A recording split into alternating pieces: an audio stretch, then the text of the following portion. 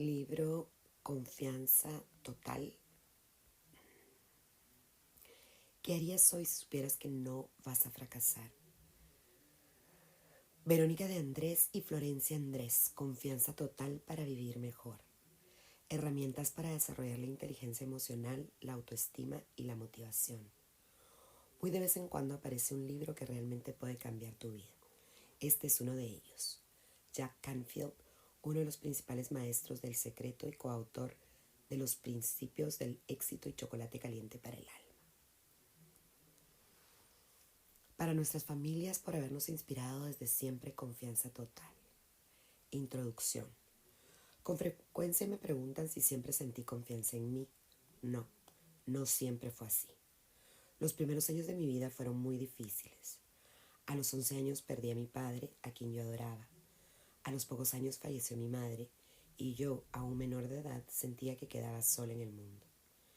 El miedo de esos años dejó heridas profundas, heridas que en su momento no entendí y que hoy reconozco como mi principal fuente de conocimiento de lo que una persona necesita para vivir sin miedo, para superar obstáculos y para conectarse con esa fuerza interior que llamamos confianza total. Fue en esos años en los que conviví con el dolor que empecé a descubrir mi misión en la vida. Ayudar a que otras personas pudieran aprender a confiar en sí mismas más allá de sus circunstancias y poder ofrecerles herramientas y conocimientos que ayudaran a mantener viva esa fuerza interior que todos tenemos y que a veces olvidamos. Fui plasmando esta misión de distintas maneras. En primer lugar, estudiando e investigando todo lo que pudiera ayudar a las personas a ganar confianza, a quererse y reconocerse, a alcanzar grandes resultados con menos desgaste, a ser más felices. Mis años de investigación académica en la Universidad de Oxford Brookes me permitieron comprobar de manera irrefutable lo que desde muy joven había sentido a nivel intuitivo, que cuando se mejora la autoestima de una persona, todos sus resultados en la vida se potencian de manera exponencial.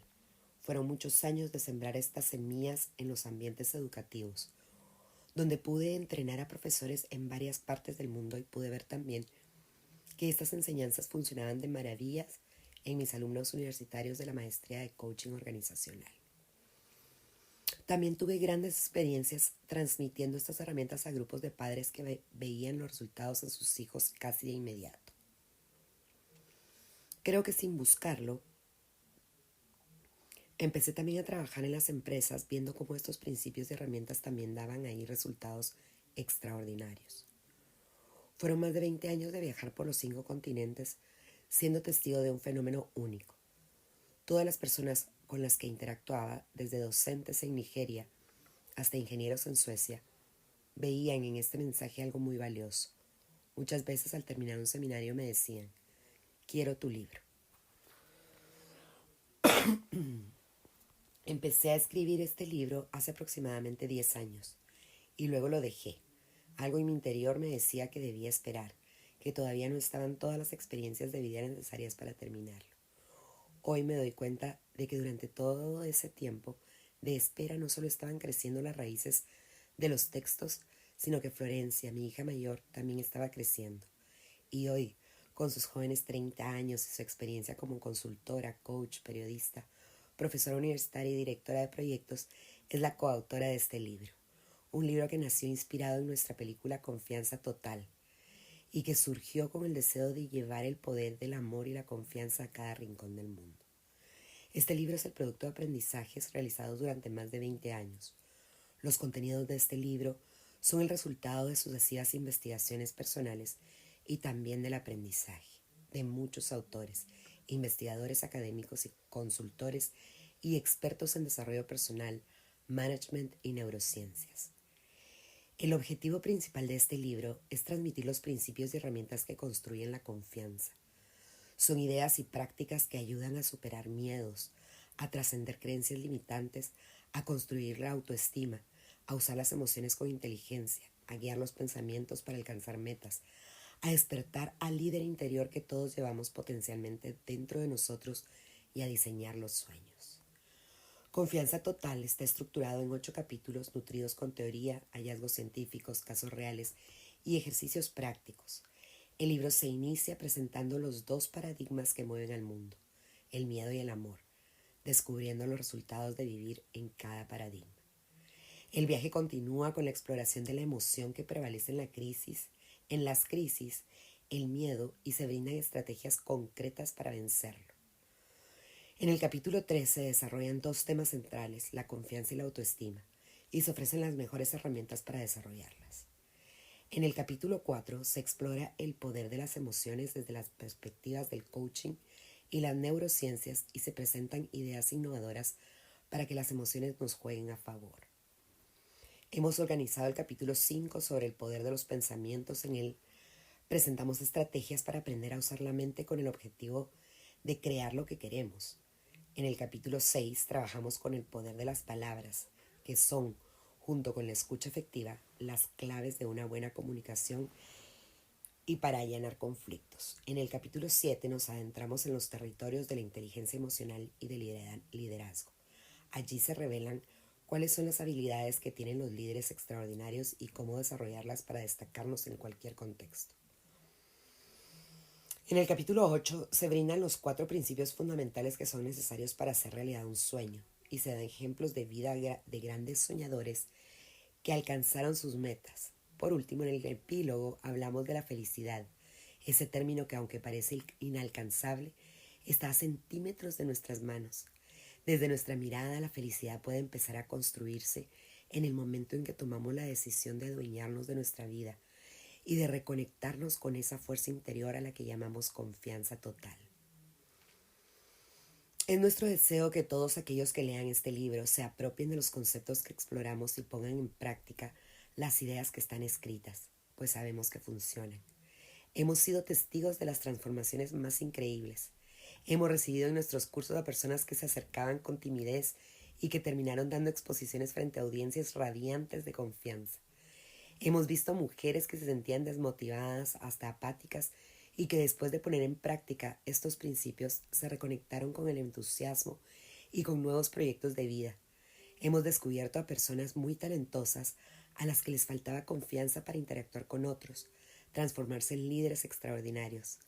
Hemos oído a médicos prestigiosos decir: jamás pensé que encontraría tantos hallazgos científicos en un curso de este tipo y que esto cambiaría mi manera de vivir. Hemos observado cómo empresarios estresados y preocupados lograban encontrar el equilibrio perdido y descubrían la emoción de dejar un legado. Hemos interactuado con padres que casi no se hablaban con sus hijos y que de pronto encontraban la palabra justa en el momento adecuado. Hemos ayudado a familias que atravesaban momentos de gran fragilidad y que al confiar en estas técnicas salían de las crisis revitalizadas. Hemos comprobado que algunas personas que a pesar de haber alcanzado todas sus metas y sentirse vacías, lograban encontrar un propósito superior que volvía a cargar de significado y felicidad sus respectivas vidas. En resumidas cuentas, sabemos que lo que ofrecemos funciona. Por eso escribimos este libro y animamos al lector a que lo haga propio, porque creemos que reconectarse con esa fuerza interior a la que llamamos confianza total es posible y que sus resultados son extraordinarios. Cuando las personas toman el desafío de mejorar sus vidas con seriedad y consistencia, estos principios y herramientas siempre funcionan. Creemos en esto porque lo hemos experimentado en la realidad con muchísimos casos concretos reales. Este libro es mucho más que una teoría. Es el resultado de una larga trayectoria de trabajo y dedicación. Ahora te invitamos a ti a vivirlo también, mejorando tu propia vida. Bienvenido. Verónica de Andrés, Buenos Aires, marzo del 2010. 1. Los dos paradigmas que mueven al mundo. Estoy pasando por uno de los peores momentos de mi vida. Tengo una mezcla de ansiedad con una falta de motivación total. Hace tiempo que siento que no soy yo, nada me entusiasma. Ante el miedo huyo o me paralizo. No sé lo que significa tener confianza. Hace años que dejé de creer en mí. Quiero salir de todo esto, pero se me hace muy difícil. Creo que el haber huido de mí misma fue lo que desencadenó mi estado actual. Estas fueron las primeras palabras que me dijo Nuria en privado, en la pausa del primer día de nuestro curso Confianza Total para Vivir Mejor. No era una participante más. Desde el instante en que entré en contacto con ese grupo humano, reparé en ella. Su mirada perdida, su cabeza gacha y su negación a hablar frente a otros hicieron que se destacara entre toda la audiencia. Su ser emanaba dolor, un dolor que nos llevó a mí y a Florencia a preguntarnos: ¿podremos realmente contribuir a que Nuria gane confianza y viva mejor?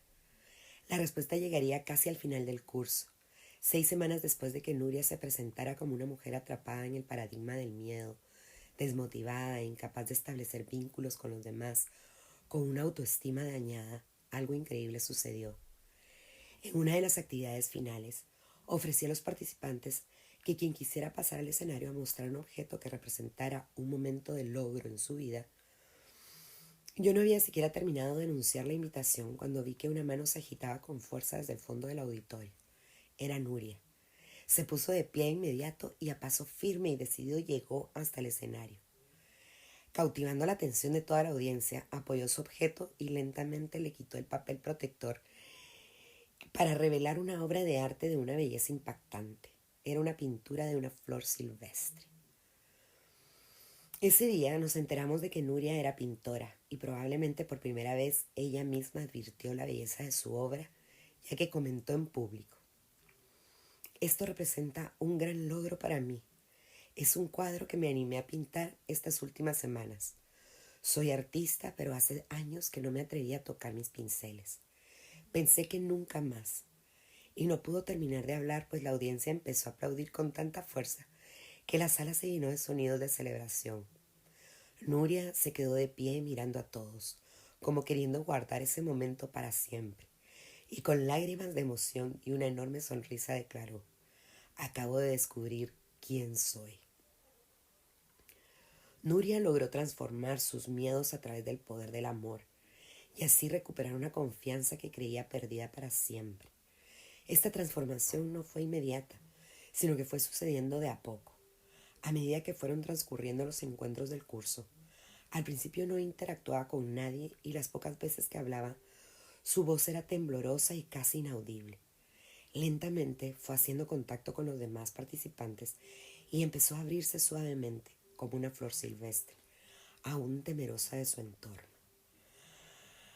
Al descubrir que hay dos fuerzas poderosas que mueven el mundo, el miedo y el amor, y que todos podemos elegir cuál queremos que rija nuestra vida, al aprender que todos tenemos una mente poderosa y que el secreto de usarla correctamente está en la observación de nuestros pensamientos y en la capacidad de elegir aquellos que abren posibilidades, al entender que podemos adueñarnos de nuestras emociones en lugar de que ellas se adueñen de nosotros, y que fomentar emociones positivas mejora nuestra salud, al descubrir que el optimismo y la alegría pueden desarrollarse, al comprender que la felicidad no es una meta, sino el corolario de vivir de una cierta manera, Nuria cambió, dejó de ser espectadora y pasó a ser protagonista.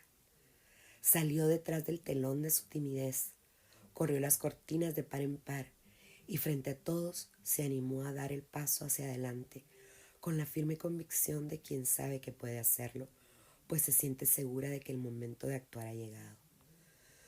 Nuestra hora ha llegado también, hora de cambiar de paradigma, de movernos del miedo al amor y de descubrir los caminos hacia la confianza total para vivir mejor. 1000 miedos ancestrales obstruyen el camino hacia la felicidad y la libertad, pero el amor puede conquistar el miedo. Bertrand Russell. La confianza es lo que tenemos o nos falta cuando las cosas salen mal, cuando el plan falla, cuando nuestra barca se sacude en la tempestad. La confianza, ese tesoro en el que todos queremos contar para alcanzar nuestros sueños, se construye desde el paradigma del amor y se destruye desde el paradigma del miedo. Los dos paradigmas que exploraremos en este capítulo son como los cristales a través de los cuales miramos la vida. Cristales que tiñen nuestra percepción y nuestra experiencia, pues realmente, tal como expresó Albert Einstein, todos tenemos dos elecciones: estar llenos de miedo o llenos de amor. El amor y el miedo una elección vital. Cuando hablamos del amor, nos referimos a esa energía vital con la que todos nacemos, a esa fuerza potente que nos conecta con la vida y con los demás, que nos da energía para cumplir nuestras metas, esa fuerza de expansión y creación que nos impulsa hacia adelante incluso cuando las cosas salen mal. Cuando hablamos del amor, nos referimos a cosas muy concretas. Hablamos de elegir lo que pensamos, lo que decimos y lo que hacemos. De vivir una vida proactiva, de poner los ojos en la meta y no en los obstáculos. Hablamos de perseverar. Hablamos de poner amor en nuestras acciones, en nuestras intenciones, en nuestro trabajo, en nuestros vínculos.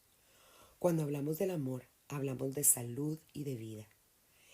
El doctor Gerald Hampolsky, médico de la Universidad de Stanford y ganador del Premio a la Excelencia Médica, otorgado por la Asociación Médica Americana, afirma que, después de décadas de experiencia en la medicina, ahora sabemos que el amor expresado es la fuerza curativa más poderosa del mundo. Por su parte, el doctor Jorge Carvajal, médico cirujano de la Universidad de Antioquia, explica que un 70% de las enfermedades del ser humano vienen del campo de la conciencia emocional y asegura que el amor es lo que realmente necesitamos para vivir. El amor tan traído y tan llevado y tan calumniado es una fuerza renovadora. El amor es magnífico porque crea cohesión. En el amor todo está vivo, como un río que se renueva a sí mismo. En el amor siempre uno puede renovarse porque todo lo ordena. En el amor no hay usurpación, no hay desplazamiento, no hay miedo, no hay resentimiento, porque cuando tú te ordenas, porque vives el amor, cada cosa ocupa su lugar y entonces se restaura la armonía. Ahora, desde la perspectiva humana, lo asimilamos con la debilidad, pero el amor no es débil. El miedo está siempre dispuesto a ver las cosas peores de lo que son. Tito Livio. Aunque en general se piensa lo contrario, el miedo no siempre es negativo. Un héroe, por ejemplo, suele ser alguien que ha sentido el dolor y el miedo, los ha trascendido y ha sido transformado. Pero el miedo también puede limitarnos y convertirse en un obstáculo, en una fuerza destructora que nos ate, nos limite y nos desmotive y hasta nos paralice. Además, como explica el doctor Carvajal, el temor, que es la ausencia del amor, es la gran enfermedad. Cuando el temor se queda congelado, afecta al riñón, a las glándulas suprarrenales, a los huesos y a la energía vital. Cuanto más tiempo pasamos en el paradigma del amor, más nos acercamos a la felicidad. Cuanto más tiempo pasamos en el paradigma del miedo, más nos alejamos de la felicidad. ¿Cómo saber entonces en qué paradigmas solemos pasar la mayor parte de nuestro tiempo? Observando los resultados que estamos obteniendo en nuestra vida y por sobre todas las cosas, eligiendo. El mensaje de este libro es que todos los días podemos decidir en qué paradigma queremos vivir. Los frutos de cada paradigma: amor, flexibilidad, motivación, optimismo, excelencia, esfuerzo, perdón, paz interior. Miedo, rigidez, desmotivación, pesimismo, perfeccionismo, sacrificio, resentimiento, violencia. Flexibilidad versus rigidez. ¿De qué sirve ser flexible? En una fuerte tormenta, lo primero en caer son los árboles más rígidos. En cambio, hay plantas que se doblan acompasando los vientos fuertes y sobreviven por ser más flexibles. La flexibilidad nos da la posibilidad de adaptarnos mejor a los desafíos que nos presenta la vida. Al ser flexibles, nos podemos sobreponer mejor y más rápido a los contratiempos. La flexibilidad es la base de la resiliencia, que es la capacidad que posee una persona para salir fortalecida de las adversidades. La flexibilidad también nos permite apreciar diferentes puntos de vista y nos libra de querer tener la razón en todo. Posibilita que prioricemos las relaciones al recordar que no hay una sola verdad, sino diferentes miradas y desde ahí hallar un punto de encuentro. Entre tu mirada y la mía hay un punto intermedio donde nos encontraremos. En cambio, la rigidez nos hace juzgar con dureza excesiva a los demás y a nosotros mismos. Nos obstruye la comprensión, nos hace ver la vida desde una dimensión pequeña, donde la única verdad que existe es la nuestra. Nos convierte en dogmáticos pregonando verdades absolutas. Nos acerca a la arrogancia y nos aleja de los demás. La rigidez es una expresión de falta de amor.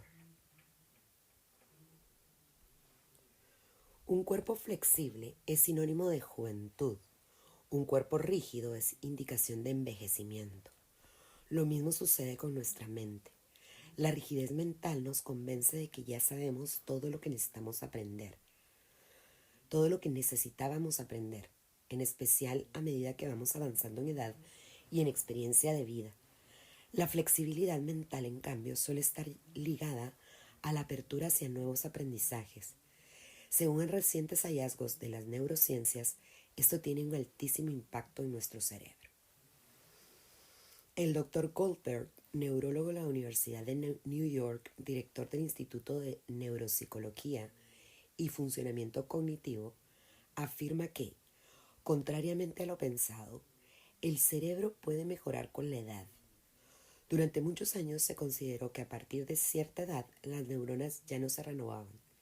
Sin embargo, las últimas investigaciones científicas demuestran que el cerebro puede regenerarse a través de la realización de nuevos aprendizajes que impliquen esfuerzo mental. Esta capacidad recibe el nombre de neuroplasticidad, que consiste en modelar el cerebro a través del aprendizaje de nuevas actividades, y no solo tareas ya aprendidas y consolidadas.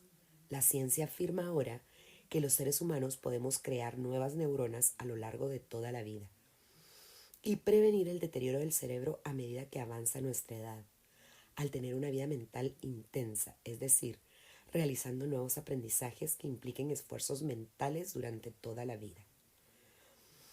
El Dr. Richard Davidson, doctorado en investigación, PhD, en la Universidad de Harvard, director del Laboratory for Affective Neuroscience de la Universidad de Wisconsin-Madison, es uno de los mayores expertos en el tema de la neuroplasticidad, que es considerado uno de los mayores descubrimientos del siglo XX.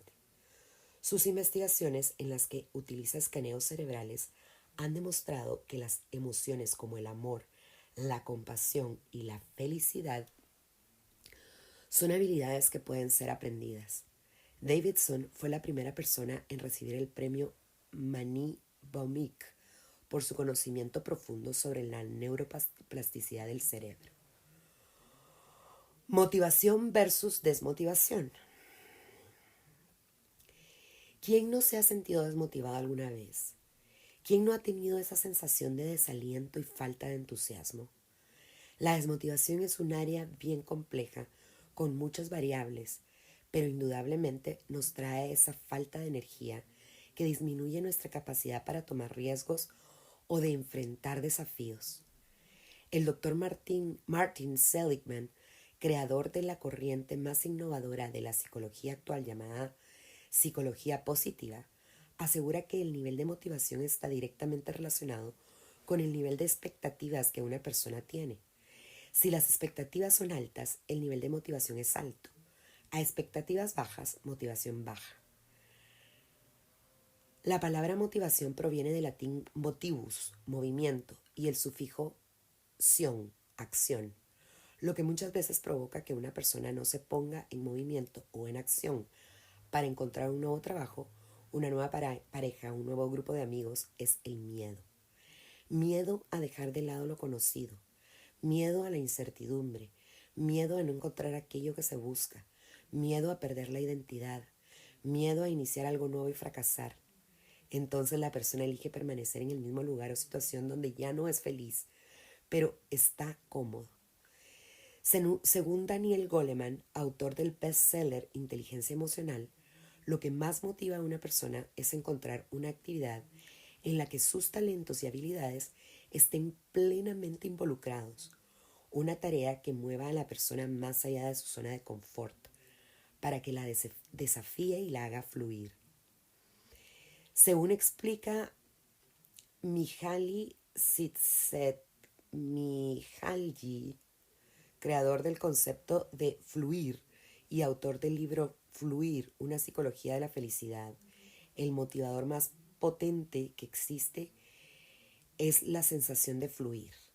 Él describe el fluir como ese estado en el cual absortos en el cual desarrollamos alguna tarea o actividad y quedamos tan involucrados, tan absortos en la tarea, que pareciera que lo hiciéramos casi sin esfuerzo y hace que incluso perdamos la noción del tiempo. Encontrar algo que nos permita fluir no tiene directamente que ver con la tarea en sí misma, sino con el estado mental y emocional al que esta tarea nos lleva. Por eso cada persona fluye con actividades muy diferentes. A un cirujano cardiovascular le puede hacer fluir su actividad cuando lo atrapa el desafío de la operación hasta hacerle perder la noción del tiempo. Aunque haya operado muchas veces, cada intervención es un desafío diferente que involucra sus talentos y lo hace fluir. A un escalador lo atrapa el desafío de llegar a la cima y en su escalada pondrá todos sus talentos al servicio de sus metas. Probablemente pierda la noción del tiempo y pueda sentir que fluye. El fluir, asegura el autor, genera eustrés, haciendo que el cerebro libere sustancias que ayudan a la concentración, a hacer foco y a generar fascinación. La palabra es eustrés. Para encontrar una fuente de motivación verdadera y duradera, es necesario buscarla en nuestro interior. Estamos más acostumbrados a buscar la motivación externa que la interna, pues desde niños nos han enseñado con sistemas de premio y castigo. Esto, que puede funcionar para algunas situaciones, puede convertirse en un problema cuando toda nuestra motivación empieza a depender de factores externos, de que alguien nos premie, de que alguien nos reconozca, de que nos aumenten el sueldo. En cambio, la motivación interna no depende de nadie más que de uno mismo. La motivación extrínseca, las metas, los objetivos, los premios y castigos, muchas veces nos hace pensar en términos de obligación, de deber, y así empezamos a escuchar una voz interior que dice: tengo que, debo, debería. Al descubrir en nuestro interior la motivación intrínseca, encontrar la manera de permanecer la mayor cantidad de tiempo en estado de libre, fluir, operamos desde la elección, desde el deseo, y empezamos a pensar: quiero, puedo, me gustaría. Es interesante ver que nosotros podemos motivarnos o desmotivarnos con nuestra conversación interna. Las palabras tienen poder, sobre todo las que nos decimos a nosotros mismos. Por eso, para recuperar la motivación es muy importante animarse a soltar lo conocido, encontrar algo que nos apasione y prestar atención a nuestro diálogo interno, usar palabras que nos animen. En lo más profundo del invierno, al fin aprendí que dentro de mí hay un verano invencible. Albert Camus. Optimismo versus pesimismo. Como dice Winston Churchill, el pesimista ve la dificultad en cada oportunidad y el optimista ve la oportunidad en cada dificultad. Uno de los mayores frenos para el crecimiento es el pesimismo, pues es una anticipación negativa del futuro. Es la sensación de que nada va a ir bien, de que no tendremos éxito y de que, si lo tuviéramos, sería solo por casualidad. El pesimismo puede surgir por miedo a la desilusión y puede ser una expresión de falta de confianza en uno mismo y en los demás. El pesimismo es mucho más que una actitud negativa, nos lleva a nutrir nuestra mente con imágenes negativas y hace que estemos más propensos a que eso que tenemos suceda, a eso que tememos suceda. ¿Por qué? La explicación viene de la mano de la neurología. Nuestro cerebro tiene un mecanismo interno mediante el cual filtra todos los estímulos externos que recibe, permitiendo que algunos pasen y otros no. Por eso nuestra percepción es selectiva. Este mecanismo nos permite percibir con mucha facilidad todo aquello que está previamente cargado en el cerebro. Nuestro cerebro hará todo lo posible por encontrar aquello que previamente habíamos imaginado. Por eso el pesimismo es como un imán que atrae todo lo necesario para que nuestros miedos y fantasmas se confirmen, a la vez que rechaza otras posibilidades que existen, pero que no podemos ver. En síntesis, atraemos aquello que imaginamos. El optimismo, en cambio, es la tendencia a esperar que el futuro traiga buenos resultados. El optimista no es un tonto o un ingenuo que no ve las dificultades, sino es aquel que, viendo las dificultades, imagina la solución, y esto es lo que le permite perseverar.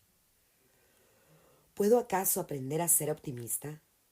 Martin Seligman, que se confiesa pesimista de nacimiento, descubrió a través del estudio de las actitudes de las personas optimistas que el pensamiento puede revertirse y que podemos aprender a desarrollar el optimismo.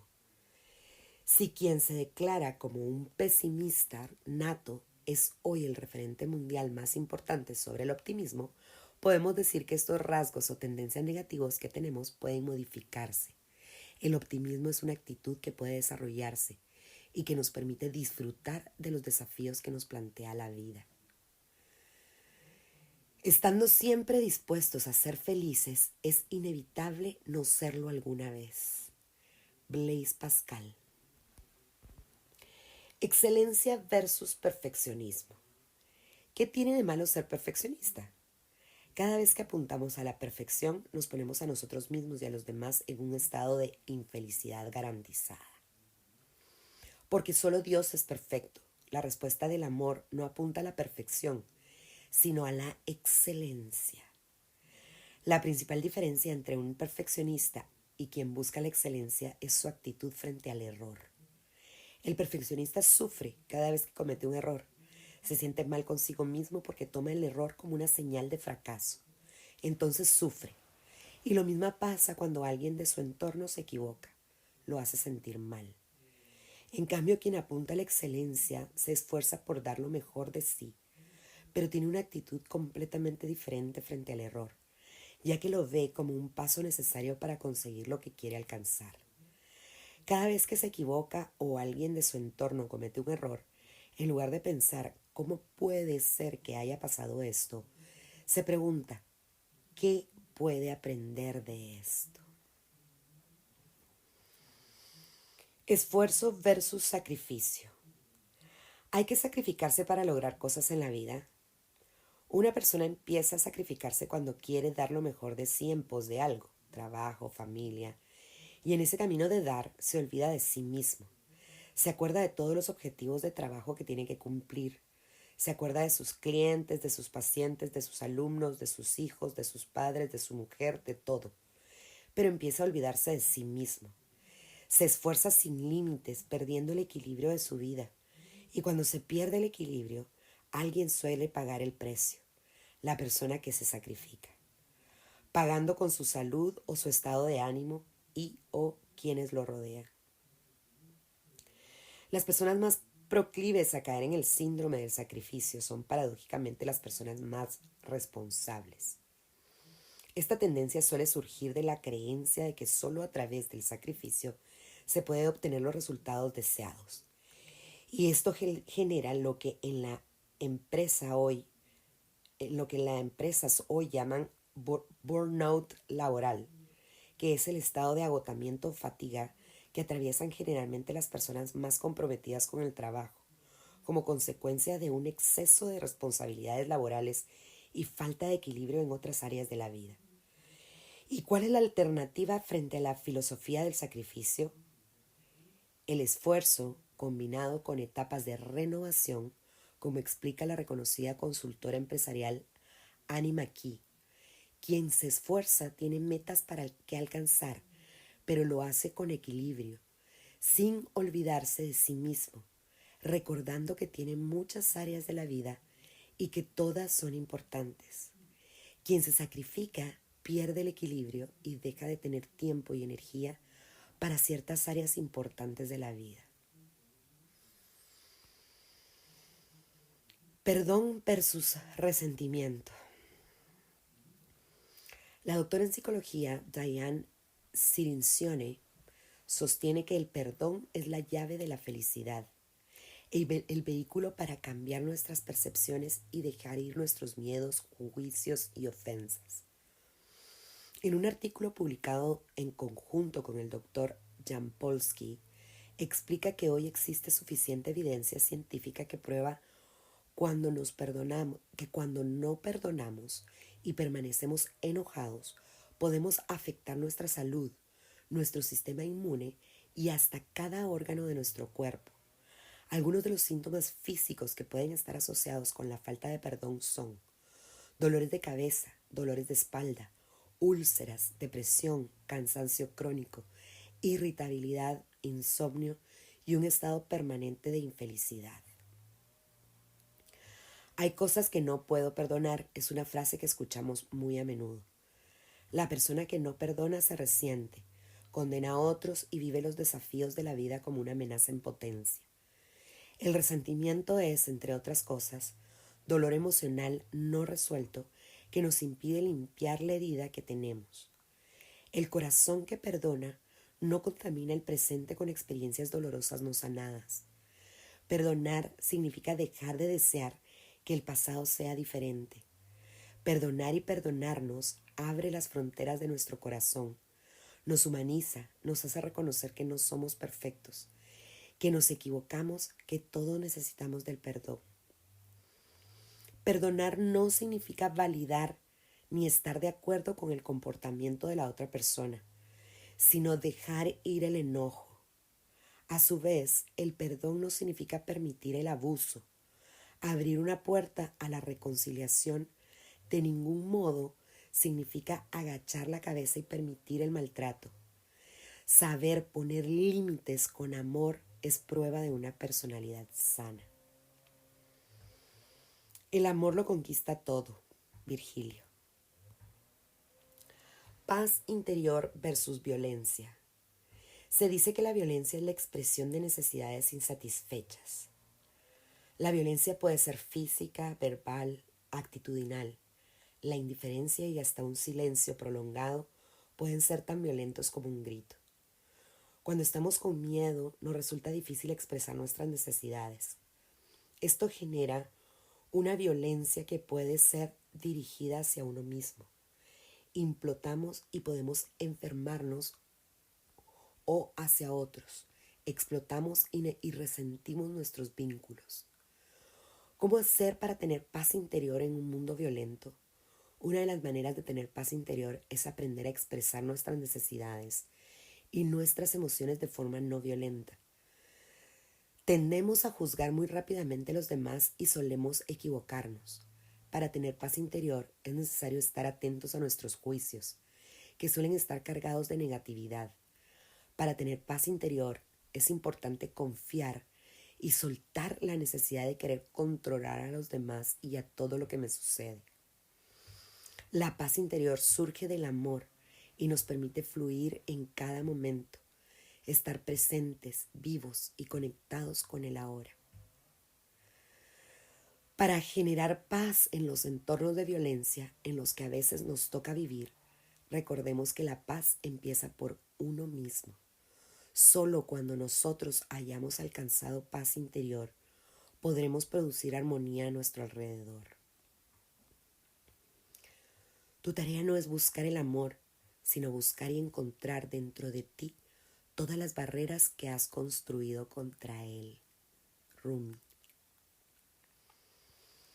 Una antigua leyenda cherokee cuenta que una noche un anciano y su nieto se sentaron a conversar sobre la vida. El abuelo le explicó a su nieto que en nuestro interior conviven dos fuerzas, que están en una puja constante. Para que su nieto pudiera comprender esto, le dijo: todos nacemos con dos lobos adentro. Uno de los lobos tiene mucho amor, es agradecido, alegre, compañero, confiado y tranquilo. El otro lobo tiene miedo, es violento, es competitivo, desconfiado y resentido.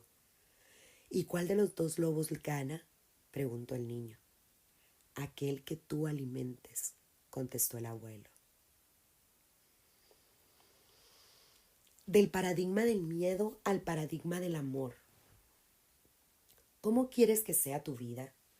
¿Cuántas veces habremos pensado, como dice un tango: si soy así, ¿qué voy a hacer? No. Aunque resulte difícil creerlo, nosotros no somos de una determinada manera, sino que podemos cambiar, desaprender lo que nos bloquea y aprender lo que necesitamos para vivir mejor. Los frutos del miedo provienen de fuentes múltiples y variadas: nuestra historia, nuestra cultura, nuestra biología y la manera de narrar nuestra vida. Más allá del origen, es importante saber que estos frutos no son inmutables. La idea es observar nuestras tendencias, saber que podemos destacar lo que ya nos sirve y reemplazarlo, perdón. La idea es observar nuestras tendencias, saber que podemos descartar lo que ya no nos sirve y reemplazarlo por algo nuevo y bueno para nuestra vida. A mayor nivel de conciencia, mayor capacidad de elección. Entonces, ¿en qué paradigma quieres pasar la mayor parte de tu vida? Prácticas. 1. Los beneficios del perdón. Cuentan que un alumno fue a ver a su maestro en busca de explicaciones concretas con respecto a la idea del perdón y del resentimiento. Maestro, no entiendo esos conceptos. Entonces el maestro le dijo: quiero que a partir de hoy cargues en tus hombros un saco de patatas. ¿Patatas?, preguntó asombrado el alumno. Sí, tantas patatas como temas que no hayas perdonado, como temas que no hayas perdonado tengas en tu corazón. Por cada tema o persona que sienta resentimiento, pon una patata. Envuélvela en un plástico, colócale una etiqueta con fecha y nombre. El maestro le dijo que fuera con ese saco a todas partes durante una semana, que de noche lo pusiera dentro de su cama y que al levantarse lo cargara en sus hombros como una mochila. A medida que fue transcurriendo la semana, las patatas naturalmente se fueron deteriorando. El hedor terminó siendo insoportable y el peso también. Incapaz de resistir más, el joven fue a ver nuevamente a su maestro y le dijo: no puedo más cargar con este peso, es insoportable. Entonces el maestro le respondió: eso mismo sucede cuando no perdonas. Ahora observa tu interior, analiza tu vida y tus actitudes y responde estas preguntas. ¿Qué te dice a ti la historia que acabas de escuchar? Piensa en las personas a quienes tengas algo que perdonar. Imagínate que por cada una de ellas tienes una piedra y que ese peso va contigo a todas partes.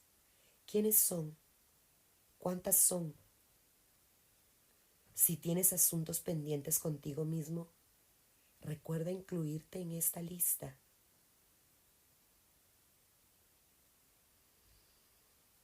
¿Cuántas piedras quieres seguir cargando en tu mente y en tu corazón? ¿Hay alguien a quien quisieras pedirle perdón?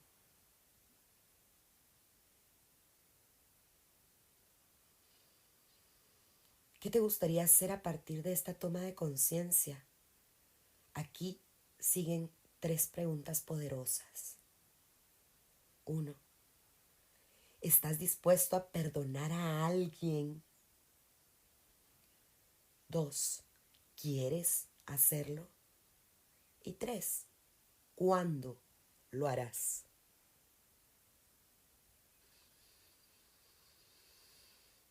Vivir sin miedo.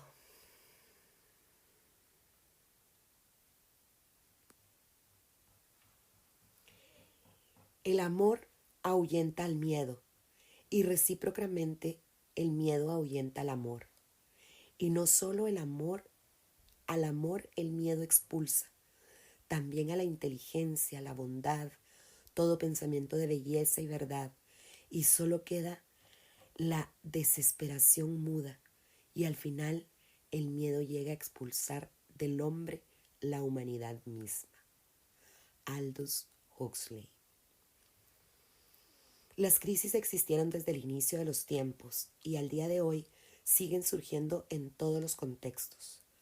Hay crisis económicas, políticas, sociales, familiares, laborales, profesionales, personales, mundiales. Con sus posibles diferencias, las crisis tienen en común que todas implican un cambio. Esa doble vertiente de la que hablamos está presente en lo que la palabra crisis significa en el idioma chino, formada por dos caracteres de igual importancia. Uno significa peligro y el otro oportunidad. Muchas veces las crisis implican cambios que no buscamos voluntariamente, que no elegimos si pudiéramos y que pueden asustarnos o enojarnos. Las crisis son los momentos donde se desatan todos los miedos, momentos de incertidumbre y fragilidad en los que nuestra mente suele tendernos las peores trampas y nuestras emociones pueden adueñarse de nosotros. ¿Cómo vivir sin miedo en medio de una debacle económica, un divorcio, un despido, una frustración profesional, un problema familiar o una enfermedad? Tal vez la respuesta venga de la mano de Arnold Toynbee, quien acuñó la teoría del cambio y del desafío, en la cual sostiene que un medio inestable presentará retos que pueden hacer surgir fuentes de creatividad previamente inutilizadas. ¿De qué depende entonces que una crisis sea un peligro o una oportunidad de crecimiento?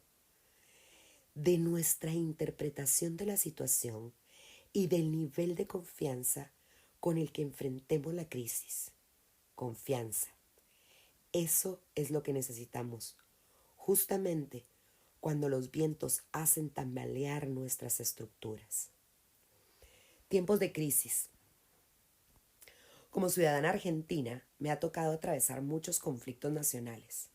El más reciente fue quizás uno de los más graves que recuerdo.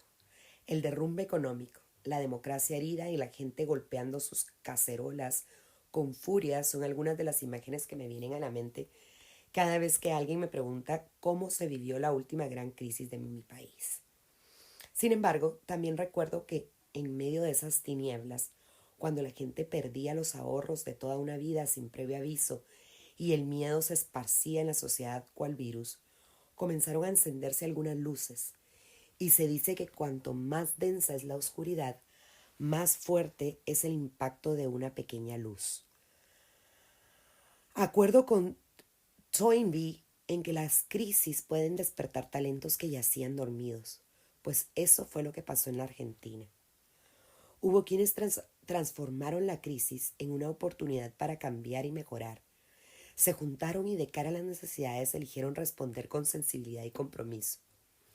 Rápidamente se pusieron en acción para asistir no solo a la gente que había perdido su trabajo, sino también su fe.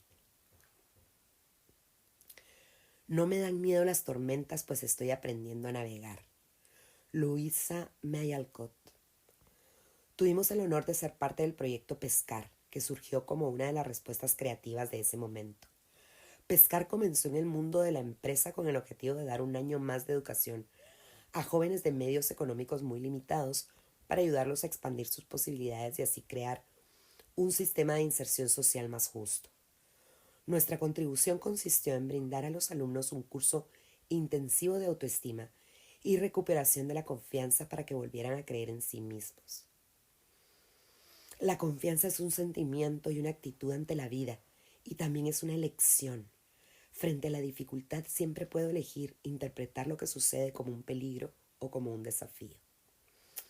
Puedo mirar lo que me sucede como una catástrofe y transformarme en víctima, o puedo elegir mirarlo como una oportunidad de crecer y convertirme en protagonista. Revertir la adversidad. Sabemos que hay momentos donde pareciera casi imposible tener sobre nuestras zozobras una interpretación positiva. Pero pensemos en casos extremos, en personas que han elegido dar una respuesta diferente en medio de los momentos de mayor oscuridad. Pensemos en alguien como Viktor Frankl, el médico psiquiatra que vivió la experiencia dura, extrema de ser un prisionero más de los campos de concentración nazi y de perder a su familia sin poder hacer nada por salvarlos. ¿Cómo hizo este hombre que fue despojado de todo lo que tenía, que fue humillado y castigado brutalmente, para emerger de esas crisis como el portavoz de un mensaje esperanzador, positivo, para el resto de la humanidad? Al leer su testimonio, la respuesta resulta evidente. Eligió ver esa situación límite como una oportunidad y no como una desgracia. En su libro El hombre en busca de sentido, Frankl cuenta que él observó cómo personas que estaban pasando por las peores circunstancias posibles, al borde de la inanición y de la pérdida de la dignidad, elegían compartir su último mendrugo de pan con otros. Esto es prueba evidente de que nos pueden despojar de todo, pero nunca nos quitarán la libertad de elegir nuestra interpretación frente a lo que nos sucede. Es un concepto que se repite a lo largo de toda la historia. Epicteto, el renombrado filósofo grecorromano que vivió en el siglo I, dijo: no podemos elegir nuestras circunstancias, pero siempre podemos elegir la forma en que respondemos ante ellas. Este principio le permitió a él mismo dejar de ser un esclavo para transformarse en el maestro del emperador romano Marco Aurelio. Afirmamos entonces que la confianza se construye desde el interior y que se refleja luego en nuestras acciones exteriores. Frente a todo lo que nos sucede, siempre podemos decidir cómo responder. Las circunstancias no deberían determinarnos. Sin embargo, estamos habituados a creer que, cuando nos sucede algo negativo, es lógico y casi inevitable tener una reacción negativa. Por eso es muy común escuchar constantemente cierto tipo de expresiones. Iba conduciendo mi coche y el de al lado me encerró. Estoy de pésimo humor. Llueve y hoy tenía organizada una fiesta al aire libre. Estoy enojada. Mi secretaria renunció sin previo aviso. Esto es indignante. Mi hermano me mintió. ¿Cómo no voy a sentirme traicionado? Las creencias que hemos internalizado parecen habilitarnos para reaccionar de manera negativa ante situaciones adversas, como si se tratara de una simple fórmula matemática o física. H, hecho, igual R, reacción. Este es un modelo de estímulo-respuesta que no sirve para analizar el comportamiento humano, pues deja fuera de la ecuación el elemento más importante: la capacidad del hombre de elegir cómo responder, es decir, qué pensar y qué sentir frente a cada cosa que le sucede. ¿Qué tal entonces si reformulamos la ecuación anterior? H, hecho, más R, respuesta, interpretación, igual R, resultado. De aquí en más, frente a algún hecho o situación desafiante que estemos atravesando, preguntémonos qué respuesta, interpretación nos vendría mejor elegir, qué respuesta, interpretación puede acercarnos más a la felicidad. Recordemos que la vida es un 10% lo que nos sucede y un 90% cómo respondemos frente a ello. Uno puede elegir entre refugiarse en lo seguro o avanzar y crecer. El crecer debe ser elegido una y otra vez. El miedo debe ser superado una y otra vez. Abraham Maslow. ¿Qué nos pasa cuando tenemos miedo? El miedo es una de las emociones básicas que desencadena un mecanismo de supervivencia para que podamos responder a situaciones adversas rápidamente. Cuando sentimos miedo, se producen cambios fisiológicos de inmediato. Se cierran todos los circuitos neuronales que no sean esenciales a la supervivencia. La parte pensante del cerebro reduce su actividad y comienzan a funcionar las respuestas autónomas, que no dependen de nuestra voluntad. Se dilatan nuestras pupilas para que podamos ver más, la sangre fluye con mucha rapidez hacia los músculos grandes para que podamos huir o luchar. El corazón se acelera y bombea sangre a toda velocidad para llevar las hormonas a las células, especialmente la adrenalina y la noradrenalina y cortisol, que son las llamadas hormonas del estrés. Este mecanismo de supervivencia es importante, ya que nos ayuda a responder si estamos frente a un peligro real. El problema es que muchas veces nuestros miedos son imaginarios y están asociados a recuerdos emocionales traumáticos. Sin embargo, aunque sean ilusorios, al igual se produce la descarga hormonal, que a la larga puede dañar nuestra salud. Por ejemplo, el exceso de cortisol en el sistema reduce nuestra inmunología y hasta puede afectar nuestra memoria. El exceso de adrenalina puede dejarnos toda una noche en vela, ya que las hormonas del estrés tardan horas en reabsorberse. Estas descargas pueden producirse simplemente por una recuperación relacionada con el futuro.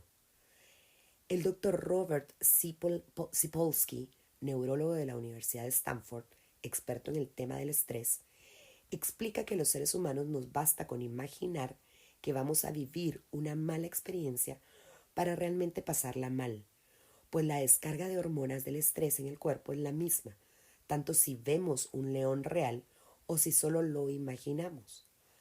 Al ser entrevistado por Edward Punset, el destacado escritor y periodista científico creador del programa Redes, Sapolsky expresó sobre el tema: para un mamífero cualquiera, el estrés significa que algo está muy centrado en devorarte en los siguientes 2 minutos, o que uno está muy decidido a comerse a otro en los próximos 2 minutos, y en este lapso el cuerpo hace exactamente lo que debe hacer. Utiliza toda la energía almacenada para activar los músculos apropiados, aumentar la tensión arterial para que la energía fluya más deprisa y desactivar todo tipo de proyectos a largo plazo. Si te persigue un león, escoges otro día para ovular, retrasas la pubertad. Si se te ocurre crecer, ya digerirás más tarde. Pospones la fabricación de anticuerpos para la noche. Si todavía estás vivo, se trata de eliminar todo lo que no es esencial. Y claro, el problema es que nosotros, como primates muy sofisticados que somos, podemos iniciar exactamente el mismo proceso de respuesta al estrés a raíz de un estado psicológico, de un recuerdo, una experiencia o una emoción, pensando en algo que puede ocurrir dentro de 30 años o que tal vez no ocurra nunca, pero iniciamos la misma respuesta al estrés. El meollo de la cuestión es que desencadenar este proceso durante 3 minutos para salvar la vida es perfecto. Pero si lo haces de forma sistémica, por razones psicológicas, aumentas las posibilidades de enfermar. Estrategias para superar el miedo. ¿Cómo podemos acercarnos a lo que queremos en lugar de utilizar nuestro valioso tiempo en quedar capturados en aquello que tenemos? Cuando a Miguel Ángel le preguntaron cómo hacía para esculpir sus obras de una manera tan magnífica, él decía que primero visualizaba en la roca la imagen de lo que quería lograr y luego sacaba lo que sobraba. Muchas veces el miedo aparece cuando tenemos que atravesar una crisis o se nos presenta un desafío. Sin ser conscientes de ello, nuestra mente comienza a proyectar las imágenes temidas en lugar de las deseadas. En ese instante se inicia un auto-boicot involuntario a nivel inconsciente, con proyecciones negativas que socavan nuestra confianza y hacen que la prueba a superar sea mucho más dura. Es verdad que ante lo nuevo podemos asustarnos y volvernos temerosos, pero también es cierto que existen estrategias para hacerle frente a este tipo de emoción. 1. El poder de la visualización, imaginar lo que quieres en lugar de lo que temes. Para contrarrestar el miedo, podemos usar una estrategia poderosa llamada visualización. ¿Qué es la visualización? Es una técnica que consiste en entrenar nuestra mente para ver en detalle imágenes con las escenas exactas de aquello que queremos lograr. Practicando con la mente los pasos, los movimientos, las acciones necesarias para alcanzar un objetivo, los atletas olímpicos fueron los primeros en utilizar esta técnica, que, como tantos otros descubrimientos, sucedió por casualidad. Jean-Claude Killy, varias veces campeón olímpico, fue un esquiador muy famoso en la década de los 60. En una oportunidad se lastimó una pierna justo antes de una carrera muy importante que le impidió practicar en la pista. Sin embargo, llegó el día de la carrera y sin entrenamiento físico previo, Kili ganó. Cuando le preguntaron cómo lo había logrado, él respondió que, como no le quedaba otra opción, lo único que hizo fue visualizar con detalle cada centímetro de la bajada. De esta manera ensayó cada uno de los movimientos en su mente una y otra vez. Y ganó la competencia. Si bien la visualización suele asociarse al deporte, en realidad se usa en todos los ámbitos y puede traer resultados extraordinarios, no solo para deportistas, artistas o inventores. Visualizar la situación deseada en lugar de la temida es un excelente ejercicio para hacer antes de tener una conversación difícil con alguien, previo a una negociación, antes de una reunión, de un examen, de una competencia, antes de cualquier situación que plantee algún tipo de desafío. En una oportunidad fui convocada por una empresa multinacional para brindar asesoría. Jorge, el director comercial, me recibió en su despacho con cara de preocupación. Después de hablar sobre varios temas que lo angustiaban, llegamos a lo que se había convertido en su mayor desafío: la relación con el director regional. Es insufrible. Cada vez que llega el momento de tener la reunión mensual con él, me dan dolores de cabeza. 2 días antes de nuestra conversación ya empiezo a ponerme nervioso. Es la persona más negativa y agresiva que conozco. Y ya he intentado todo, pero siempre es lo mismo. Le pedí a Jorge que me contara cómo imaginaba que sería el próximo encuentro. La escena que describió era coherente con su descripción del director regional. Entonces le propuse trabajar con algunas herramientas, entre ellas la visualización, para cargar en la mente las imágenes de la situación deseada en lugar de la temida. Al principio le resultó difícil, puesto que solo le aparecían las imágenes de lo que no quería que sucediera. Finalmente empezó a ver en su mente una película de cómo sería el encuentro ideal. Se imaginó entrando en la sala del directorio sonriente. Proyectó una conversación con caras distendidas, en un tono de voz cordial. Empezó a ver que lograba sentirse bien en presencia del director regional y que él también disfrutaba de su compañía. Y practicó esta visualización todos los días hasta la noche anterior de la siguiente reunión. Cuando me llamó para contarme cómo le había ido, me dijo: Verónica, voy a enseñar lo de la visualización a todo mi equipo. Fue impresionante, hasta nos reímos juntos, todo cambió. Marilyn King, otra atleta olímpica a quien conocí personalmente en Finlandia, cuenta la historia de Liu Chi-kung, un famoso pianista que pasó 7 años en la cárcel durante la Revolución Cultural China, sin posibilidad alguna de tocar el piano. Al ser liberado, se presentó a la competencia Tchaikovsky y, para sorpresa de todos, fue uno de los ganadores. Cuando le preguntaron cómo había logrado ganar si no había tocado el piano en los últimos 7 años, Liu respondió que durante todo el tiempo que estuvo cada uno de los días, practicó en su mente todos los temas que alguna vez había tocado en su piano. La energía de tu imaginación. Para nuestra mente no existen diferencias sustanciales entre algo real y algo imaginativo. Y algo imaginado vívidamente.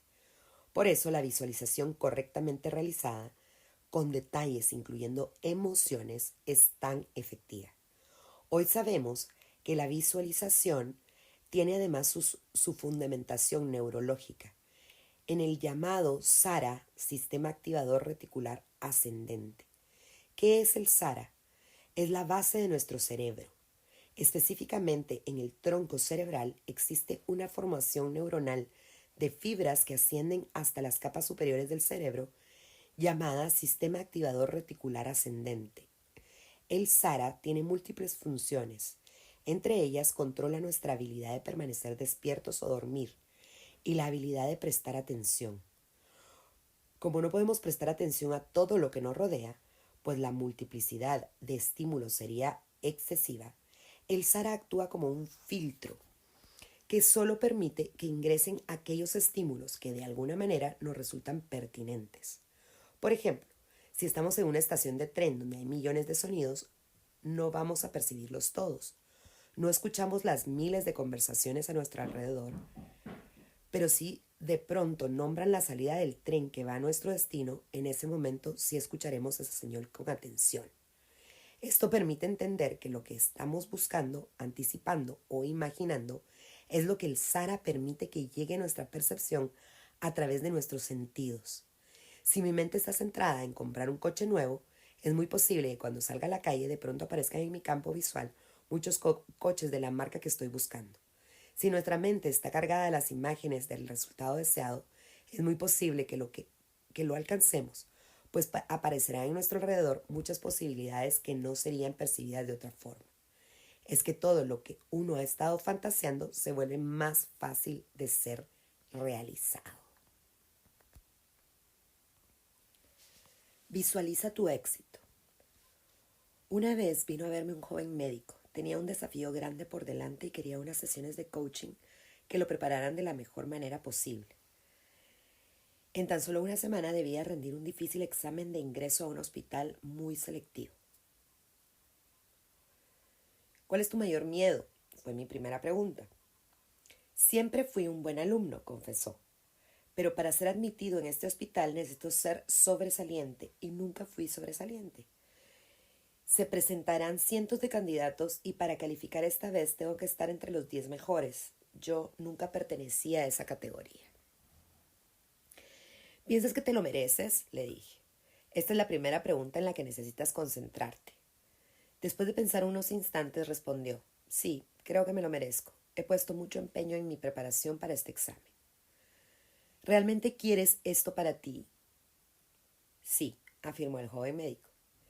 Entonces le propuse trabajar con la visualización para superar su miedo a no poder estar entre los 10 mejores candidatos.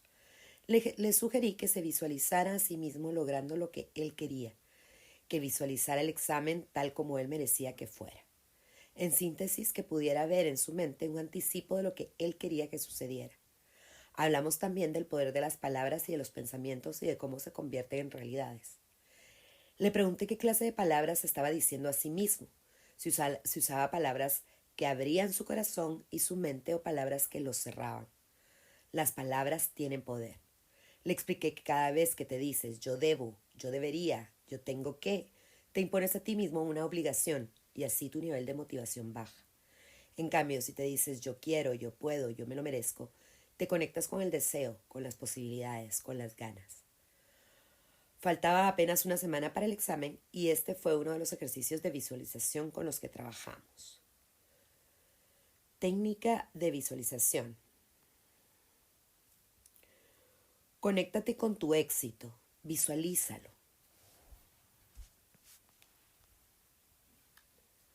Ahora cierra tus ojos y comienza a conectarte en tu respiración, en el aire que entra y en el aire que sale.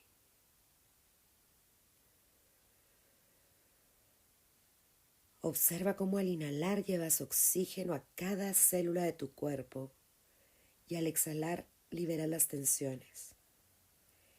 Inhala paz o lo que tú necesites. Y exhalas ansiedad, preocupación, lo que tú necesites. Ahora comienza a visualizar el día del examen desde que te levantas. ¿Cómo quieres que sea tu despertar? Imagina que te trasladas al lugar del examen. ¿Cómo te sientes? Imagina con detalle cómo quieres que sea ese momento para el cual te has preparado tanto. Si las imágenes que comienzan a aparecer son negativas, cancélalas. Puedes trazar una cruz en esa imagen y comenzar de nuevo hasta lograr la imagen deseada. Comienza a visualizar el momento mismo del examen. Obsérvate. Si ves tensión, nuevamente cancela la imagen hasta que logres ver exactamente y con detalle la imagen deseada, que te dé tranquilidad y seguridad. Y ahora comienza a visualizar el momento donde empiezas a responder las preguntas. Imagina tu confianza al leerlas y tu satisfacción al ver que puedes responderlas. Mira el camino que has recorrido para llegar hasta aquí. Recuerda todas las pruebas que ya has superado para alcanzar este momento tan esperado. Mereces vivir este momento. Construye la imagen deseada con detalles, con colores, en alta definición. Cada tanto verifica cómo te sientes. Si percibes inquietud, céntrate unos segundos en tu respiración. Inhalo, exhalo, me relajo, libero lo que no necesito, sonrío. Y ahora imagina el momento en el cual finalizas tu examen y lo entregas. Atraviesas la puerta del aula, miras hacia atrás y observas ese lugar donde has entregado lo mejor de ti. ¿Cómo te sientes? Sales a la calle, ¿te gustaría llamar a alguien por teléfono? ¿A quién? ¿Qué le dirías? El joven médico lo hizo, visualizó y trabajó con el poder de las palabras todos los días. Pero hizo más. No ofreció resistencia, se entregó. Cuando no te queda nada, cuando no puedes controlar nada de lo que está a tu alrededor, aún te tienes a ti mismo. Practicó todos los días, cerraba los ojos, veía las imágenes, escogía las palabras y desde el fondo de su corazón repetía, me lo merezco.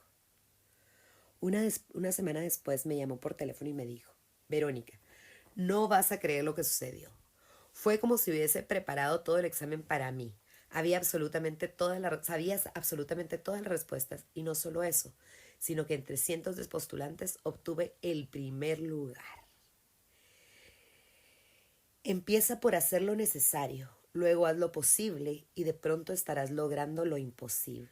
San Francisco de Asís. 2. La desidentificación yo soy yo. Yo soy yo y estoy bien. Es algo que podemos decir, aún en medio de las crisis más intensas. Muchas veces confundimos lo que somos con lo que hacemos o tenemos. Es fácil caer en la trampa de creer, yo soy mi profesión, yo soy mi casa, yo soy mi empresa, yo soy este libro que estoy escribiendo. No confundir nuestro ser con nuestro hacer es muy esperanzador, porque hay momentos en la vida en que podemos perder todo lo que tenemos y cambiar lo que hacemos. Son esos los momentos en que podemos darnos cuenta de que yo soy yo, no soy mi casa, mi profesión o mi puesto de trabajo. Somos mucho más grandes que las cosas que poseemos o los logros que alcanzamos. Esto es lo que enseñamos a Mariana, que llegó a nosotros en un momento de crisis y presión, pensando que al haber perdido casi todo se había perdido a sí misma. Mariana era una joven de 29 años, naturalmente optimista. Sin embargo, la tarde en que le anunciaron que el banco había hipotecado su casa y que en una semana debía abandonarla, sintió que el alma se le hacía trizas. Su casa era su lugar preferido en el mundo. No era lujosa, pero para Mariana tenía una gran riqueza. No era inmensa, pero allí estaban todos los recuerdos de su infancia, de su adolescencia, de su adultez. Era la casa de sus padres, de sus hermanos, de sus amigos, la casa donde había celebrado cumpleaños y navidades. La casa a la que siempre le gustaba volver después de un viaje y que esa vez tenía que dejar para siempre. La noche antes de irse, mientras terminaba de empacar sus cosas, el miedo se apoderó de ella. ¿Qué iba a hacer de su vida a partir de ese momento? ¿Qué iba a ocurrir con sus padres lejos de esa querida casa? Nunca tendrían otro lugar como ese. Fue entonces que decidió hacer algo diferente. Sabía que no podía detener la hipoteca ni evitar sentir una gran tristeza por la situación, pero también recordó que había aprendido algo que podía servirle para que el dolor de la despedida no se transformara en sufrimiento. Era la estrategia del yo soy yo que había aprendido en nuestro seminario. Recorrió cada rincón de su casa por última vez diciendo en voz alta, yo soy yo, yo no soy la casa en la que crecí, yo soy yo, yo soy yo, yo no soy la tristeza que siento hoy, yo soy yo, yo soy yo, yo no soy el dolor de mis padres, yo soy yo, yo soy yo, yo no soy el enojo que hoy sienten mis hermanos, yo soy yo. Pudo percibir que si bien se sentía enojada, ella no era el enojo, que las emociones iban a cambiar. Pudo ver que estaba triste por perder la casa, pero que ella, Mariana, no era la casa, que ella seguía siendo ella, más allá de las circunstancias. Con esa conciencia pudo empezar a secar sus lágrimas y a imaginar que algo mejor podía llegar en su vida. Mariana tomó aire y suspiró aliviada. Al igual que Mariana, a medida que logramos liberarnos de las identificaciones que nos limitan, nos damos permiso para responder a cada momento existencial. Dejamos de creer que somos nuestras posesiones, nuestros logros, nuestros roles y descubrimos el yo soy yo. Nos movemos espiritualmente a medida que soltamos ese apego a lo que pensamos que somos. Al soltar, trascendemos nuestro ego, descubrimos nuestro ser y nos liberamos cuando dejamos de creer que todo depende de nosotros. 3. Las 3 A's. Admítelo, atiéndelo y atrévete. Otra estrategia para atravesar el miedo consiste en seguir 3 pasos muy fáciles de recordar. Admítelo, atiéndelo y atrévete. La primera etapa o primer paso es admitirlo. La nueva cima está frente a ti. El nuevo proyecto se presenta, el nuevo desafío comienza. Estás en la etapa de la incertidumbre. No sabes lo que puede suceder y eso la mayoría de las veces genera miedo. ¿Cómo me irá? ¿Tendré éxito? ¿Les gustará mi idea? ¿Aprobaré el examen? ¿Me dirá que sí? En esa etapa lo importante es admitir que tenemos miedo, ya que en la mente los miedos se acrecientan, pero cuando son expresados oralmente automáticamente disminuyen. El segundo paso consiste en atenderlo. Es el momento de escuchar lo que el miedo te quiere decir. Como dijimos antes, no todos los miedos son negativos. El miedo sano puede estar anunciándote que actúes con cautela, pues hay algún peligro real. El miedo también puede estar diciéndote que te prepares adecuadamente para enfrentar el desafío que tienes por delante, que hagas tus previsiones de tiempo, que reúnas los recursos necesarios, que aprendas nuevas habilidades o desarrolles nuevas actitudes, que te ocupes de los detalles. Una vez que has atravesado esta etapa, de alguna manera ya estás preparado para pasar a la próxima, pues ya comienzas a sentir que el miedo se va transformando en entusiasmo. El paso número 3 consiste precisamente en atreverse. Esto significa comprometerse a realizarlo. El compromiso se traduce en acción. Cuando nos comprometemos sucede algo muy especial, como dice Goethe. Es como si todo el universo se pusiera de nuestro lado para que podamos alcanzar nuestra meta. Hasta que no nos comprometemos hay vacilación, existe la posibilidad de retroceder, nos domina la inefectividad. Muchas veces la ayuda vendrá de lo inesperado, pero solo si estamos comprometidos. Cuando hay dudas es difícil estar dispuesto a recibir. Cuando hay fe y compromiso, tarde o temprano la ayuda llega, pues quiere decir que estamos preparados para aceptarla. 4. La reinterpretación de los fracasos. Hoy se habla mucho de la importancia de fomentar la cultura emprendedora como una salida de la crisis. Sin embargo, todavía advertimos que son pocos los jóvenes que se animan a emprender su propio proyecto. La mayoría todavía prefiere trabajar en una empresa establecida, y aquellos pocos que lo intentan, según indican las estadísticas, suelen abandonar sus proyectos a los pocos años de haber comenzado. ¿Qué es lo que impide que los jóvenes se atrevan a ser emprendedores? La respuesta es compleja y puede tener muchos ángulos. Sin embargo, podemos identificar algunos factores que provienen del paradigma del miedo, como lo es la actitud frente al fracaso. La mayoría de las personas no se animan a innovar por miedo a fracasar. Y quienes sí se atreven suelen tener pocas habilidades para reinterpretar y capitalizar sus mal fallados fracasos, sus mal llamados fracasos. A los 32 años, Paula pensó que ya era hora de empezar su propia empresa. Con un título universitario en dirección de empresas y un MBA, pensaba que tenía las herramientas necesarias para tener éxito.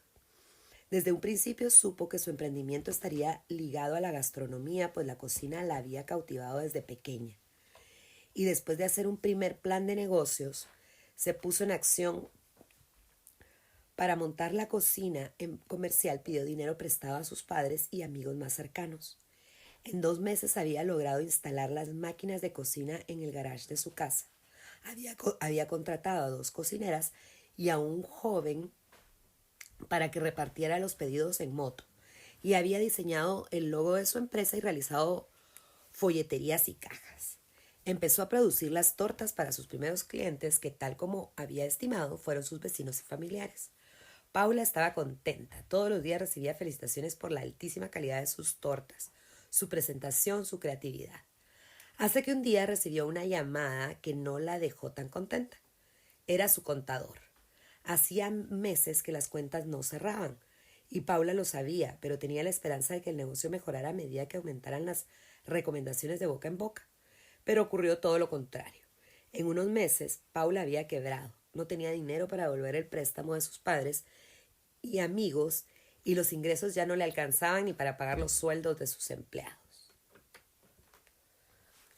Se dio cuenta de que necesitaba ayuda. Llamó a un ex profesor de la universidad y le contó lo que estaba pasando. No quiero dejar morir esta empresa. Tengo varias personas a cargo. Me siento responsable por ellas. Y además, cocinar me encanta. Nuestras tortas son buenísimas, solo que la gente no se entera de que existimos. El profesor le dio un consejo y Paula decidió tomarlo. Alquilar un local a la calle, que las personas pudieran ver lo que hacía. Sabía que pasar del garage de su casa a un local era un riesgo, pero estaba dispuesta a tomarlo. Al día siguiente pidió un crédito en el banco y empezó a buscar un local. Finalmente encontró uno que le encantó. Llamó a su hermana, una diseñadora de modas, y le pidió ayuda para decorarlo. Fue tan bueno el trabajo que logró que una revista de gastronomía le solicitara sacar un par de fotos a tan bello local de tortas. Para dar respuesta a las demandas de su ampliado negocio, contrató a algunas personas más y mejoró la manera de promocionar su producto. Creó una página web y compró espacios de publicidad en algunas revistas de la zona. Con el entusiasmo renovado, Paula abrió las puertas de su negocio, pero a pocos meses de empezar se dio cuenta de que una vez más las cuentas no cerraban. Su empresa había crecido, pero también habían crecido sus deudas. La tarde que habló con su contador, sintió un fuerte dolor en el estómago al tomar conciencia de la situación. Él le dijo: no queda nada que hacer, Paula. Si no pagamos el crédito, tienes que cerrar el local.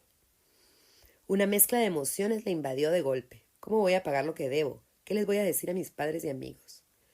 Entonces sonó su teléfono celular. Era su hermano. Ella le contó lo que estaba pasando y él le dio su opinión. Paula, yo sé que te encanta lo que haces y que has puesto lo mejor de ti, pero ¿no te parece que es hora de poner los pies en la tierra? No puedes seguir pidiendo dinero prestado. ¿Por qué no buscas trabajo en una empresa que te pague bien y dejas de sufrir tanto? Después de todo, para eso te has formado.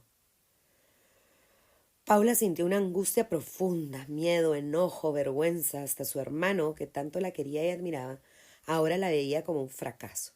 Esa noche no pudo dormir, ni la siguiente ni la otra. Pasó semanas preocupada, angustiada, hasta que decidió que era hora de cerrar. Fue al local, abrió la puerta con un nudo en la garganta y habló con sus empleados. Tratando de distraerse de la angustia, comenzó a ordenar y a bajar cajas de su despacho, un piso arriba del local. Ya estaba terminando de vaciar su lugar, cuando de repente, bajando la escalera, perdió el equilibrio y se cayó. Sin moverse desde el último escalón, se quedó mirando a su alrededor, recorriendo con sus ojos cada detalle del local que con tanto amor había armado.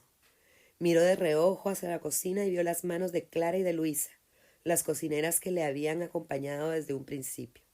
Y vio los folletos con el logo que ella misma había diseñado. Y cuando vio las tortas frescas aún en la vidriera, un pensamiento la acongojó. Son las últimas tortas. No, exclamó en voz alta. No, gritó al borde de las lágrimas. De repente se dio cuenta de que seguía en el suelo, que no se había levantado. Escuchó entonces una voz en su cabeza.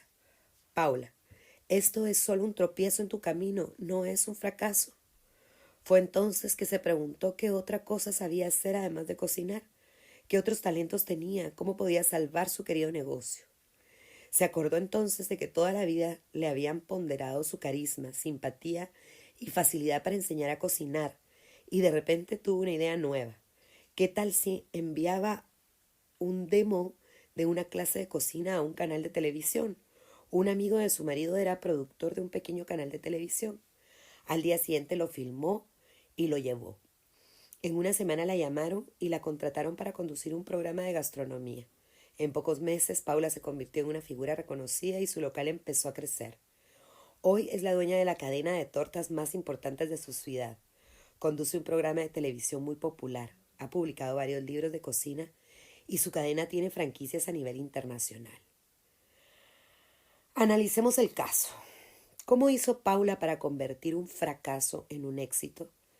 Ella tenía una formación excelente para dirigir empresas. Sin embargo, a la hora de remontar sus primeros fracasos, eso no le sirvió de mucha ayuda. Le habían enseñado a hacer planes de negocios, pero no sabía que muchas variables no estarían consideradas ahí. Le habían enseñado la importancia de construir una marca y una identidad. Sin embargo, ella dice que su éxito no tuvo tanto que ver con su preparación académica. En una entrevista con la prensa le preguntaron cómo había hecho para sobreponerse a sus fracasos y salir adelante. Y ella declaró: descubrí que no tuve fracasos. El único fracaso habría sido no intentarlo o bajar los brazos. La capacidad de reinterpretar los reveses fue lo que hizo que Paula pasara de ser dueña de un local al borde de la quiebra a ser la empresaria gastronómica más reconocida de su ciudad. ¿Cómo hacer para reinterpretar el fracaso? Tomando conciencia de que a veces los resultados toman más tiempo del que quisiéramos y que no todo depende de nosotros, aprendiendo a pedir ayuda, recursos, ideas, apoyo a los demás, sabiendo que los mayores aprendizajes ocurren fuera de nuestra zona de confort, teniendo confianza y convicción en nuestra visión y sosteniendo un diálogo interno que invite a la reinterpretación de lo sucedido. ¿Fue un fracaso o un aprendizaje? La historia de Paula nos sirve para reflexionar. Si queremos formar emprendedores de verdad, necesitamos desarrollar en nuestras escuelas y universidades programas que involucren la educación emocional de los alumnos, que fomenten la cooperación, la conciencia social, el compromiso y la perseverancia. Necesitamos mostrarles a los jóvenes historias de éxito de otros emprendedores que revelen los supuestos fracasos que debieron atravesar para finalmente triunfar. Necesitamos, sobre todas las cosas, entender que no hay fracasos, sino oportunidades de aprendizaje, y que, como dijo Paula, el único fracaso es no intentarlo.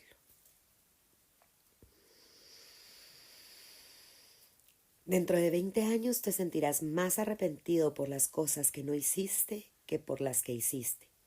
Por tanto, suelta los cabos, navega lejos del puerto seguro, atrapa los vientos favorables y despliega tus velas. Explora, sueña, descubre. Mark Twain. Superar el miedo. Para alcanzar nuestras metas y nuestros sueños, tendremos que aprender qué hacer cuando sentimos miedo. Los sentimientos de incertidumbre, el temor ante lo desconocido, acompañan al ser humano desde el inicio de los tiempos. Si bien ante la posibilidad de peligro, el miedo es una señal que nos ayuda a prepararnos rápidamente para huir o luchar contra una amenaza, hoy en día sabemos que la mayoría de nuestros miedos son imaginarios y crecen con aquello que pensamos e imaginamos sobre una situación. ¿Cómo hacer entonces para no sentir miedo antes de lanzarnos a un nuevo proyecto personal, un emprendimiento empresarial, una nueva relación amorosa? Vivir sin miedo no se trata de no sentir temores, sino de sentirlos sin permitir que nos detengan.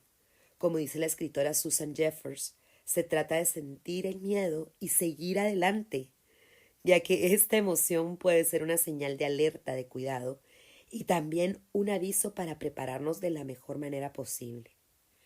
Para minimizar los fantasmas que muchas veces crecen en nuestra mente frente a la incertidumbre, podemos valernos de la técnica de la visualización, que es muy útil a la hora de cambiar los pensamientos temerosos que nos paralizan por pensamientos e imágenes poderosas que nos acercan a nuestras metas. Los miedos también pueden surgir frente a la pérdida de cosas preciadas. ¿Quién soy yo sin mi trabajo? ¿Quién soy yo sin mi casa? Recordemos entonces el poder de reconocer que yo soy yo. Yo no soy mi trabajo, yo no soy mi casa. Recordemos que nuestra esencia no cambia por aquello que tenemos, por los roles que desempeñemos o gracias a las posesiones que hayamos ganado. Podemos perder incluso todo lo que tenemos y seguiremos siendo nosotros mismos. Los miedos también surgen sobre todo en los momentos de crisis, cuando las cosas salen mal. Una vez más, no se trata de no sentirlo, sino de sentirlo, admitirlo y atenderlo. Es decir, saber qué hacer con ese miedo. Al tomar conciencia de que frente a todo lo que nos pasa tenemos la oportunidad de elegir qué pensar y qué sentir, el miedo empieza a perder su fuerza. Prácticas. 1. Los 7 pasos de la visualización efectiva. 1. Merecer. Saber que se puede obtener aquello que en forma repetida se ve. Tener la disposición para crear el cuadro exactamente como lo deseas. 2. Poner la intención, dirigir el cuadro o la imagen, concentrarse en la mente, ver la imagen, sostenerla. 3. Sin esfuerzo, relajarse, no tensarse ni luchar. Es buena idea hacer algún tipo de ejercicio de relajación primero, como respirar conscientemente. 4. Intensidad. Llenar la imagen con tus sentimientos. Permitirte sentir un profundo deseo por eso que quieres llevar a cabo. 5. Ver detalles. Meterse dentro de la imagen o cuadro y observar el detalle. Ver las formas, las texturas, los colores, crear una imagen de alta definición. 6. Incluir. Asegurarte de incluirte en la imagen o cuadro. 7. Disfrutar. Sentirte bien con lo que ves, expresar gratitud por recibirlo. Soltar la imagen sabiendo que el deseo ya está realizado. 2. Calmar nuestra mente a través de la música. La música es una de las formas más rápidas de cambiar el estado de ánimo. Platón y Aristóteles ya debatían sobre el rol de la música para armonizar cuerpo y alma. Incluso Pitágoras decía que el ritmo musical armonizaba el ritmo mental. Los místicos de la India y los chamanes de Rusia la usaban para controlar el dolor físico.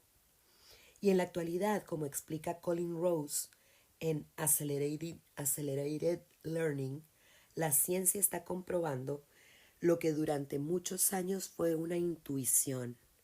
La música clásica y barroca puede lograr en solo unos minutos la concentración mental y la calma física que se alcanza con semanas de prácticas meditativas. La música barroca es ideal para el aprendizaje. Lo favorece y acelera, buscando crear una forma matemática ideal y armónica. Compositores barrocos como Albinoni, Händel, Vivaldi, Corelli, Telemann, Pachelbel produjeron la frecuencia exacta que armoniza el cerebro para alcanzar un estado de alerta relajado. Resulta interesante considerar que el objetivo de los compositores barrocos era crear un estado de ánimo que liberara a la mente de las preocupaciones mundanas. Por su parte, la música clásica es muy benéfica para nuestro cuerpo y nuestra mente. Numerosas investigaciones como las de Alfred Tomatis dan cuenta de los efectos positivos de la música de Mozart. Se ha comprobado que las pulsaciones por minuto que tiene la música de Mozart cambian el estado del cerebro, haciéndolo más receptivo. Se dice que alcanza con escuchar 10 minutos de su música para producir un cambio. La música es una necesidad de nuestro sistema nervioso. Es una forma de coordinar nuestra respiración, el ritmo de nuestro corazón y nuestras ondas cerebrales.